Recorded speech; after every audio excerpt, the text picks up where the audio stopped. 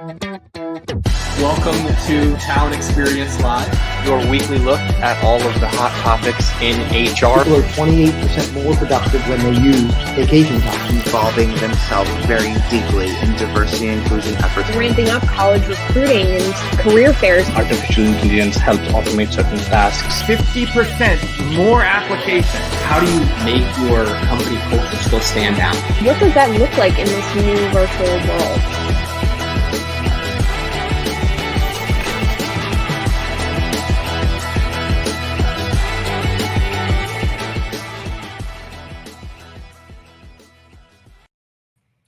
Welcome everyone to Talent Experience Live. Of course, your weekly look at the hot topics in HR with interviews from industry leaders as well as hot new HR tech. We're back after a brief break. Took the week off last week for I Am HR, a 3-day event that Phenom hosted with HR practitioners, analysts, customers, as well as the future of HR technology. That was day 3. So definitely check that out. If you haven't, you can register now at phenom.com/IamHR. But that was last week. We're here now. It's December the 17th. We are in the future and we have an exciting topic today. So of course, if you have any questions, comments, concerns, sound off in the chat. We love the interaction, and always be sure to follow us on your favorite social channels, whether it be Facebook, Twitter, LinkedIn, YouTube. We are always putting out great content covering everything that you need to know in talent acquisition, talent management, and of course, HR technology. I am your host, Devin Foster, and today we have a very important topic that we are covering, and that is DE&I in the recruitment process, and specifically hardwiring it in the recruitment process. If you've attended any of our shows previously, caught a snippet here or there, I'm sure have realized that there is no one piece of technology that will ever solve DE&I and remove all bias from the recruitment process. But today we have a special guest who is going to talk about how you can train and upskill your recruitment team to hopefully hardwire them to make it an important aspect of their recruiting. And before we jump into that, I did just want to throw out a couple stats to really put an exclamation point on how important this is. A study from SHRM found that the biggest reason companies avoid hiring for diversity is 41% of them say that they are too busy. Now that is an eye-opening stat. I, for one, am too busy, and oftentimes that means that I will skip lunch not hiring for DE&I. Of course, I'm not in the recruitment process, but you get the point. So it goes to show how important it is to hardwire these skills and that mindset into your team. And also, it's beneficial for organizations. Cognitive Intelligence did a study from MIT engineers that found that racially diverse teams outperform non-diverse teams by 35%. So well over 2/3 there is certainly important. And the organization or the individual from the organization we are talking about today certainly has this top of mind, as they've been really involved with the pandemic and helping create a solution for it. I apologize, my dog is growling in the background, so if you hear a bark, I promise that is not me. But Thermo Fisher Scientific actually just expanded its pharma services footprint with 2 new state-of-the-art facilities in Germany. Ernie, I know you want to be on the show, but come on. It's a live show. See, I told you. Anyway, these 2 new sites are state-of-the-art facilities. And with those offices opening in Germany, obviously they are going to have to hire new employees to really fill them out. So that is why they are on today talking about their DE&I initiatives and really how to step into 2021 with the right foot in front of them, hiring for some of these challenges. And with that, we will bring on Amy Ritter, who is Director of Talent Acquisition Operations at Thermo Fisher Scientific.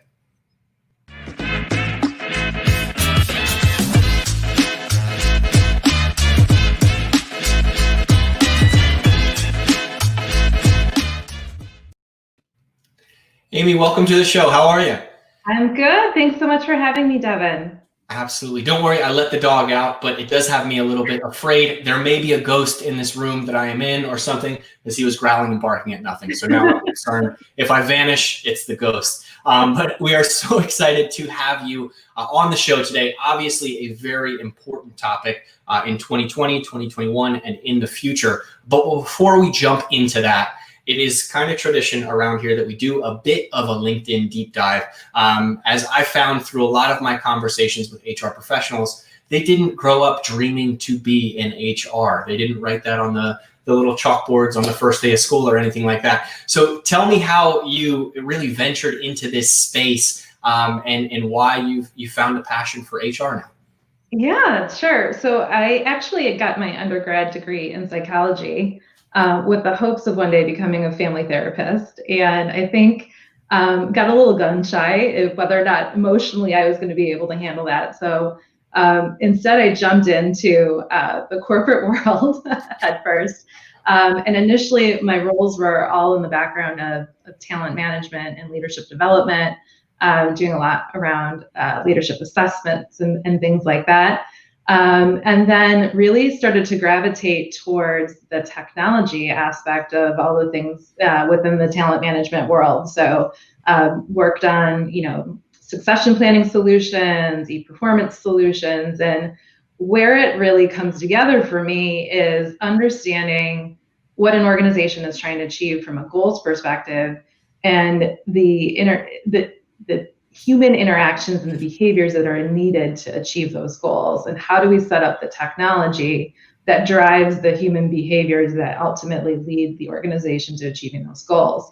And so I've kind of morphed from working in talent management to talent acquisition, and there's so much new technology in the talent acquisition space that the last 5 years of my career I have focused solely on talent acquisition. Because I'm really focused on making sure that the processes that we set up and the systems that we set up are really driving those human behaviors that are leading to the best recruiting results for the organizations that I've worked in.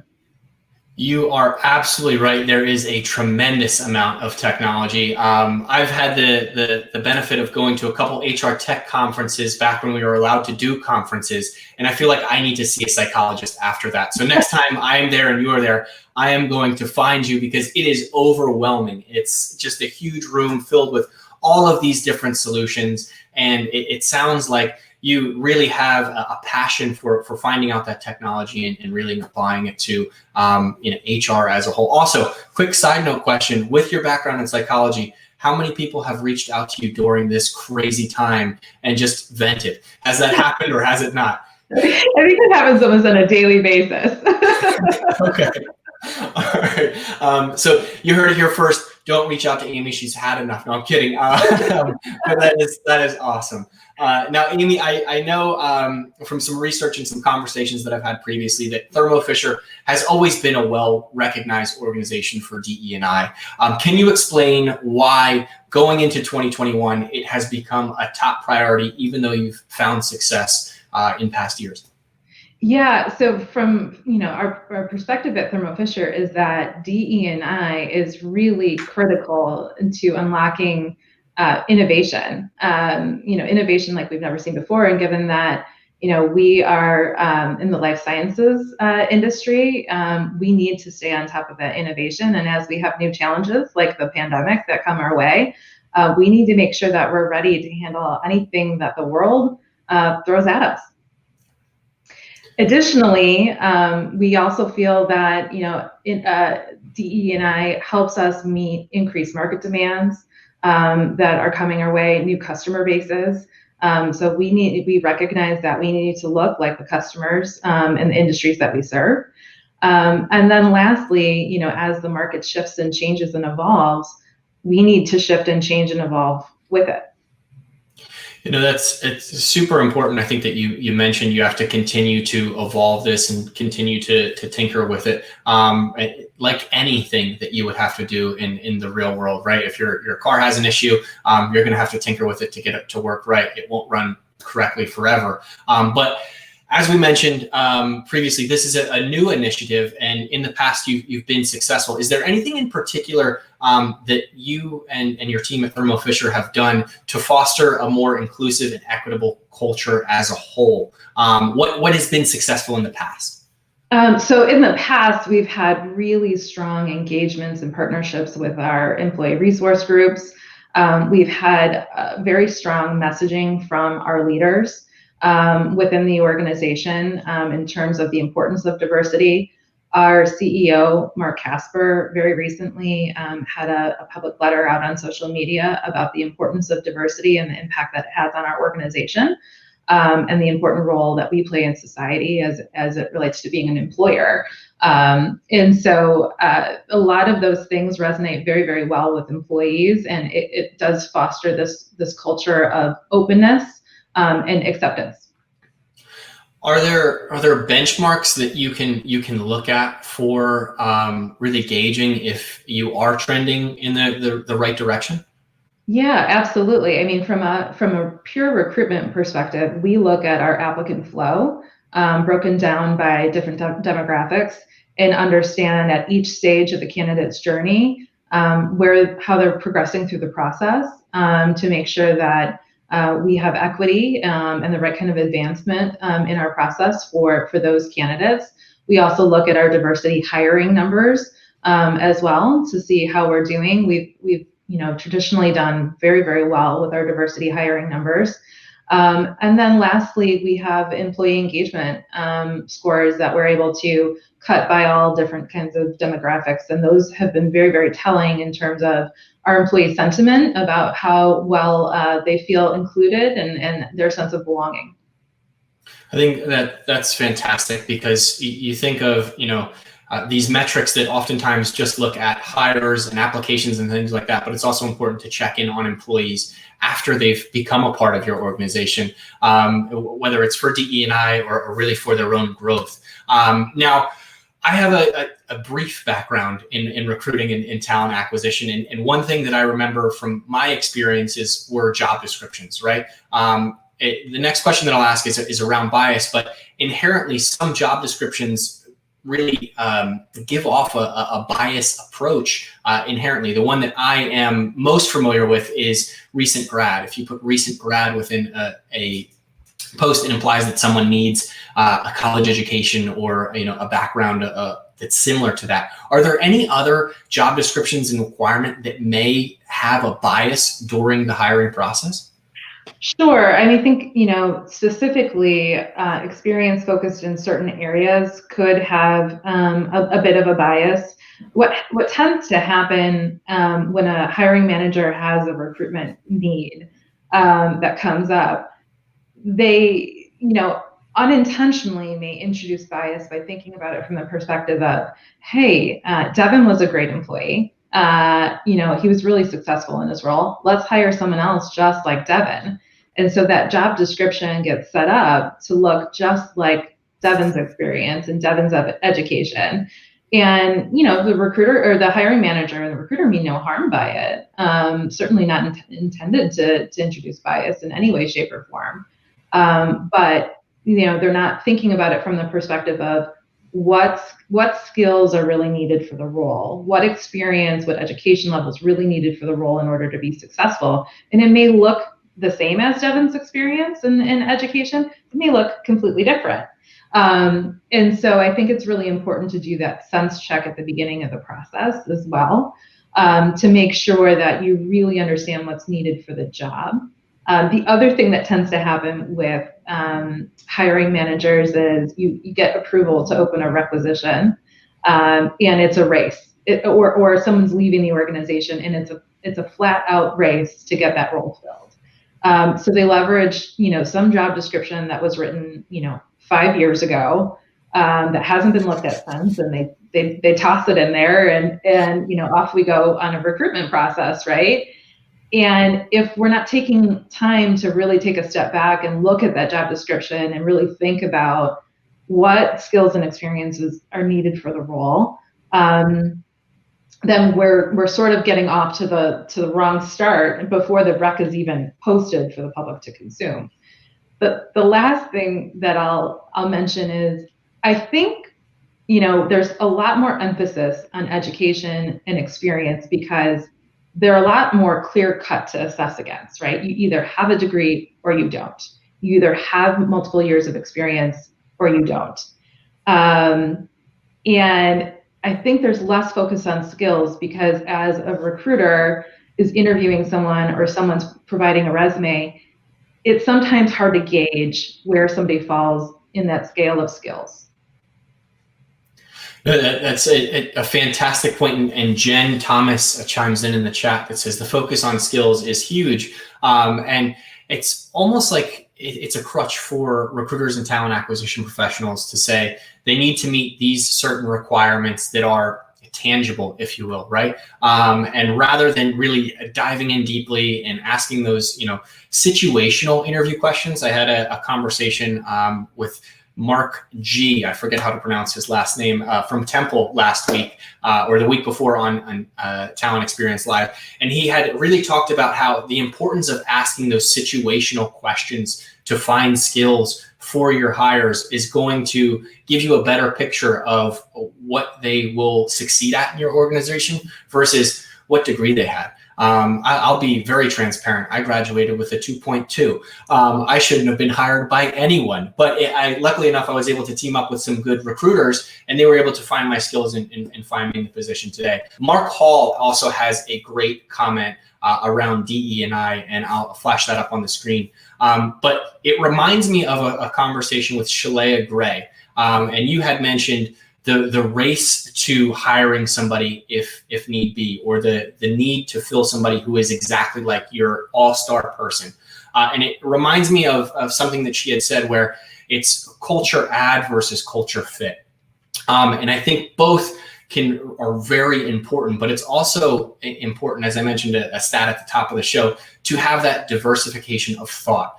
Even if somebody graduated from Penn State, from wherever it may be, and they were a great individual for your organization, doesn't mean that you need to hire a carbon copy of that. You need to create that diversity in order to become successful.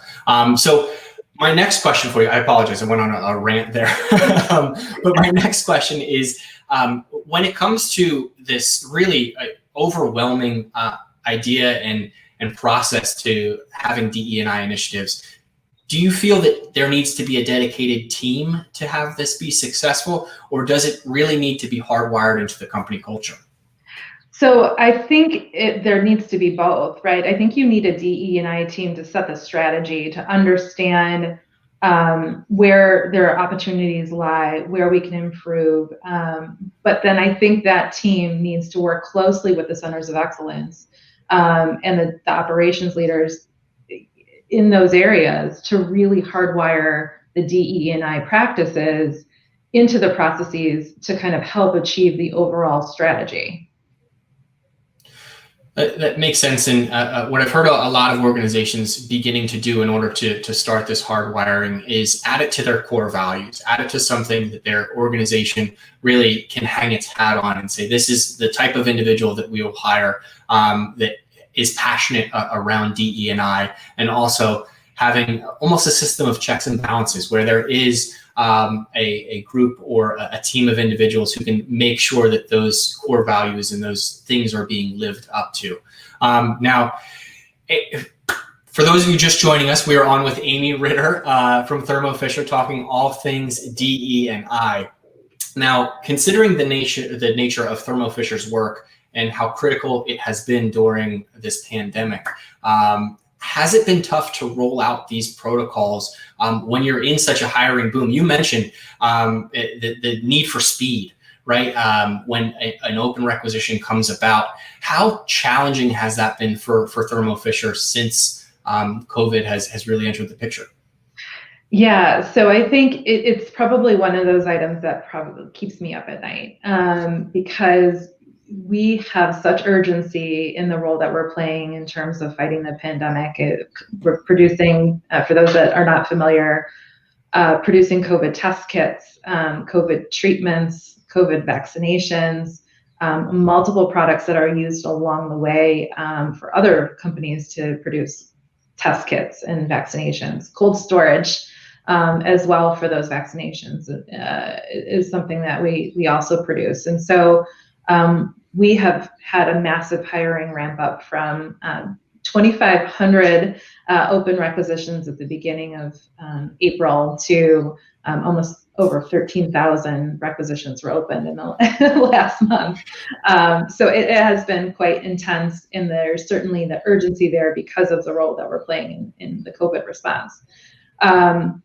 But I think what has become important to us is we also understand that there's urgency around DE&I.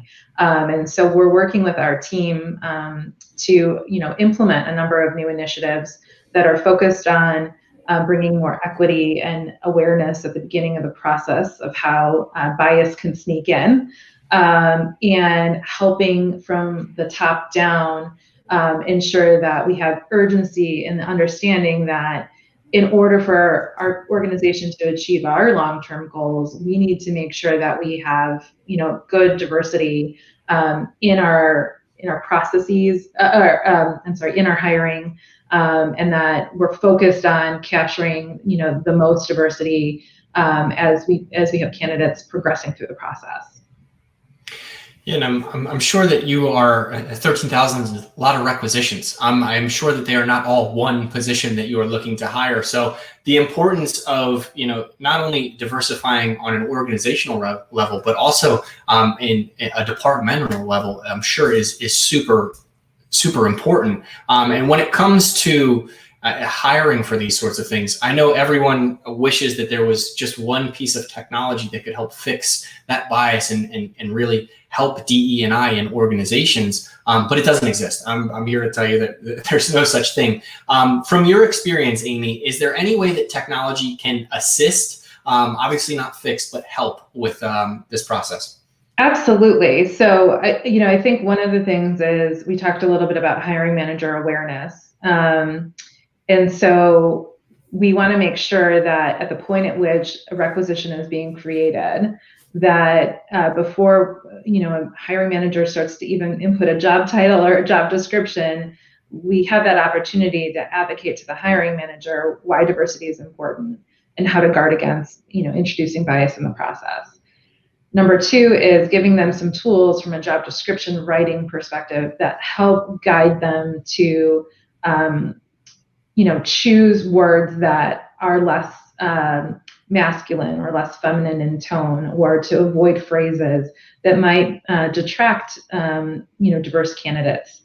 The other thing that we look to make sure that hiring managers are aware of is that they're writing really robust job descriptions so that the person who's reading that job description has a really good feel for what the position is, what the qualifications and skills that are needed for the position, but also what it would be like to work at Thermo Fisher, and what it would be like to work in that particular team. So you mentioned they're showcasing these DE&I efforts, through a number of different ways. Obviously, being on Talent Experience Live is one of those ways. But are you also putting this information out on social media for prospective candidates? Is it on your corporate career site? Is it on your career site for those really hot needs of someone who's looking for a job? Are you showcasing it in any of those areas? Obviously, this is not something that you want to do in a vacuum, only internally and not tell anyone about. So how are you spreading the message?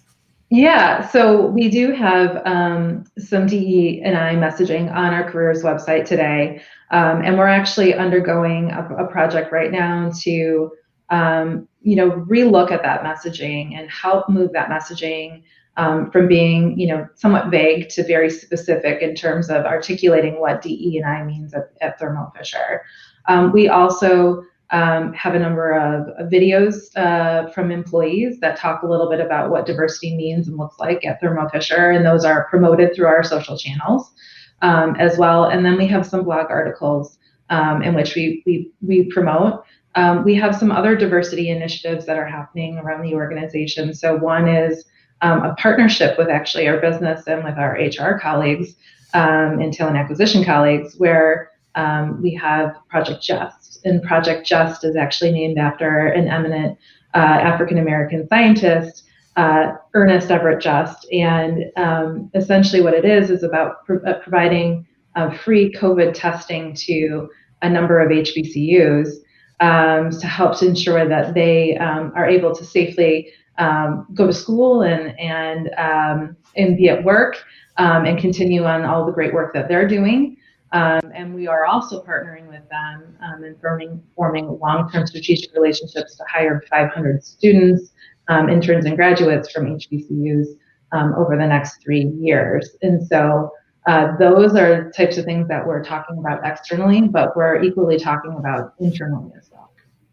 That's amazing, and I love that idea for a marketing campaign. I know that you're not paying me, but it sounds like these are all just the right things to do, right? Is to get access to those individuals for testing and hiring. So you can have that. That one's on the house. But anyway, obviously at the top of the show, we talked about a lot of DE&I is focused around candidates and prospective candidates on career sites. How are employees responding to these initiatives, especially with your background in talent management? And do you have any success stories or really eye-opening things that you're witnessing?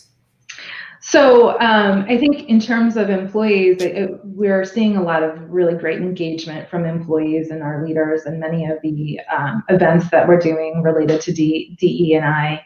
Of late, we have had, obviously everything on campus has dramatically changed this past fall, and all of our conferences and events that we would normally participate in have dramatically changed.